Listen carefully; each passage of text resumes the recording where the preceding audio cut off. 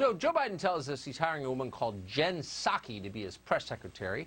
Last year, interestingly, Jen Psaki was not on Team Biden at all.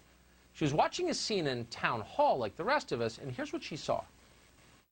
Back 15, 20 years ago, we talked about this in San Francisco. It was all about, well, you know, gay bathhouses, and it's all about round-the-clock sex. It's all, come on, man. Round-the-clock sex, come on, man. So watching that, Jen Psaki came to a sobering conclusion. She said that Joe Biden is probably demented, actually. There have been a number of moments where even those of us who have affection for Vice President Biden think, what on earth is happening right now? And part of his appeal is that he says things that your uncle says, and people feel comfortable with him, and it's a return to normalcy. Yeah, it's totally normal. Come on, man. But Jen Psaki isn't the only person around Biden now who thinks he might be unfit to serve in the White House, or really any house. In April of last year, several women accused Joe Biden of grabbing them violently in some cases. Kamala Harris immediately announced that all of those women were telling the truth. I believe them, and I respect them being able to tell their story and having the courage to do it. Meanwhile, Kamala Harris's new chief spokesperson, Simone Sanders, raised a slightly different objection to Joe Biden. Sure, Joe Biden may be demented and grab women, but the real problem is he's the wrong color. In my opinion, we don't need white people leading the Democratic Party right now. The Democratic Party is diverse, and it should be reflected as so in our leadership. It's like George Wallace stuff. People say that on TV now, really? And then they get hired by Kamala Harris? Like, what is going on? That's disqualifying. That's insane. But that's where we are. It turns out Joe Biden isn't simply assembling a team of rivals. He's assembling a team of people who will refuse to take the same elevator with him. So how's this going to play out exactly? They hate him, but they're working for him?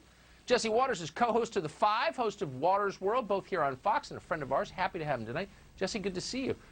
So I mean, you got to kind of give Biden credit for not holding a grudge, but they seem to have no respect for him at all. What does this tell you? They call Joe Biden a buffoon, and he says, you know what, you get me. Can you start Monday? I mean, Kamala Harris basically called him a rapist, and he goes, you know what? I think you have good judgment. I'm going to make you my number 2. And then Simone Sanders basically called him Whitey, and he said, you're hired.